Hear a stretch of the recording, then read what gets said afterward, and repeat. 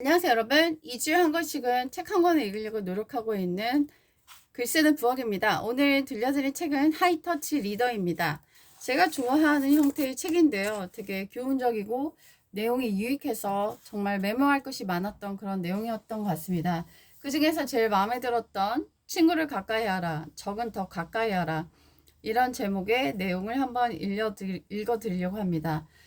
친구는 가까이 하라, 그리고 적은 더 가까이 하라 라고 명언을 남긴 분은 바로 넬슨 만델라입니다. 남아프리카 공화국의 최초 흑인 대통령이었는데 자기를 괴롭히고 감옥에 가둔 적을 아주 특별한 사람으로 임명하여서 포용하고 그들을 같이 일하는 그런 곳에 삼았던 유명한 분이시죠. 네. 그 이야기가 이제 시작되면서 엘리자베스 1세 여왕의 이야기가 나오고 있습니다. 그녀의 라이벌인 메리 스튜어트보다 한 수 위였는데 그것은 그녀의 미모나 지략에 있지 않았고 바로 호시탐탐 자신을 노리는 메리 스튜어트를 속 시원하게 유럽대로 저 멀리 편에 보내지 않고 바로 자신의 곁인 영국 영토내에 두며 견디는 묘수에 있었다고 합니다. 네, 가까이 두며 견디는 묘수. 뭔가 되게 마음에 와닿는 구절이었던 것 같습니다.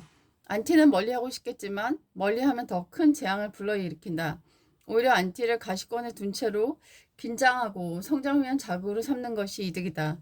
성공한 사람들은 이를 남보다 먼저 알고 삶에서 체득했다. 링컨 대통령이 그랬고 세종대왕이 그랬다. 링컨은 정적을 내각의 일원으로 임명했고 세종대왕은 안티 학자 최만리를 끝까지 두둔해 주었다.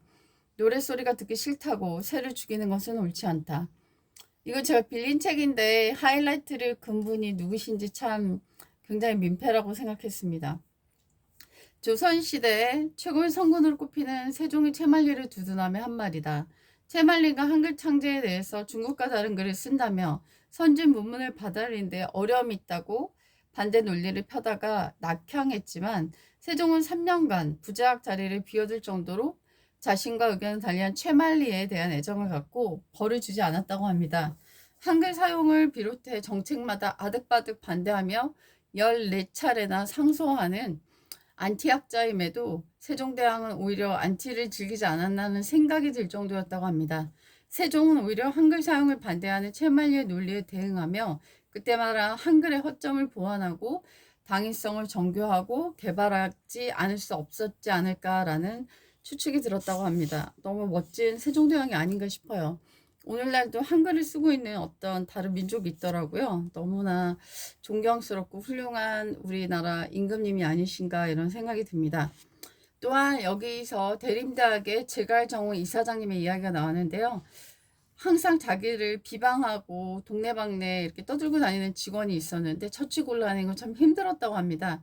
그래서 다른 부서에 보내라는 그런 얘기도 있었지만 그렇게 하지 않았습니다. 왜냐하면 그는 빅 마우스였기 때문에 어딜 가더라도 떠들고 다닐 것이 뻔하기 때문에 차라리 자기 품에서 떠드는 편이 낫다고 해서 그 직원의 장점을 인정하고 보듬어 주었더니 나중에는 그 직원이 자신의 편이 되었다는 그런 이야기가 감동적으로 이렇게 담겨져 있습니다. 그리고 이제 전국시대의 조나라 해문왕 시절에 인상여와 연파라는 걸출한 신하가 양 기둥으로 버티고 있으며 서로 사실 경쟁 관계였습니다. 인상여는 당시 최고의 보물인 활시의 구슬을 손상 없이 완벽하게 적국에서 되찾아온 공으로 일약 높은 벼슬에 임명된 말빨이 센 문신이었고 이에 반해 연파는 여러 전장에서 공을 세운 무신이었습니다. 문제는 이른바 승진 경쟁에 조나라 중신의 식객에 불과했던 인상여가 연파를 역전하고 직급에서 앞서게 되면서 시작되었습니다. 연파는 요새말로 뿔이 나서 가는 곳마다 불평을 늘어놓은 것이었습니다. 근데 인상여가 계속 연파를 상대하지 않고 계속 피해 다녔거든요. 그랬더니 그 밑에 있던 사람들이 너무 비겁한 거 아니냐 이러면서 오히려 떠나는 사람도 있었는데 인상현은 그 얘기를 듣고 화를 내지 않고 우리나라에 두 마리가 호랑이가 있는데 이 호랑이가 아둥바둥 싸우게 된다면 적국들이 쳐들어오지 않을 것이냐. 그래서 두 마리가 싸우지 않게 하기 위해서 내가 비겁해 보이더라도 피하는 것이 낫지 않느냐. 이런 이야기를 했다고 합니다. 그 얘기를 들었던 연파는 자기가 되게 생각이 부족했다고 하면서 화해를 청했고 마침내 두 사람은 목숨을 당하도록 우정을 맹세하는 사이가 되었다고 합니다. 인생에서 성공한 사람들은 결코 적은 채로 남겨두지 않는다. 이는 회사에서도 마찬가지다. 마케팅에 능한 회사들은 안티 고객을 결코 자신의 상품에 등을 돌리게 만들지 않는 법이다. 오히려 그들의 입소문을 통해 자사 제품을 홍보하기 위해 온갖 방법을 동원해 자신의 편으로 만들고 만다. 이런 안티 고객일수록 마음이 돌아서면 제품에 대한 충성심이 높아지기 때문이다. 안티에게 살충제를 뿌려 박멸하듯 눈앞에서 일시적으로 사라지게 하지 말라. 섣부른 박멸 정책은 내성을 키우거나 엉뚱한 부메랑이 되어 더 큰 후환을 가져올 수도 있다.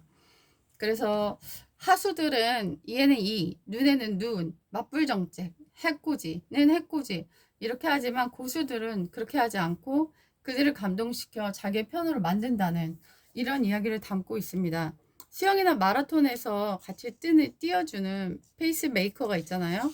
라이벌 노릇을 하고 자극을 받고 분발해 기록을 경신할 수 있게 도와주는 사람들이죠. 안티는 그런 동료가 있다면 페이크 메이커로 생각해보면 좋지 않을까 이런 이야기를 담고 있고요.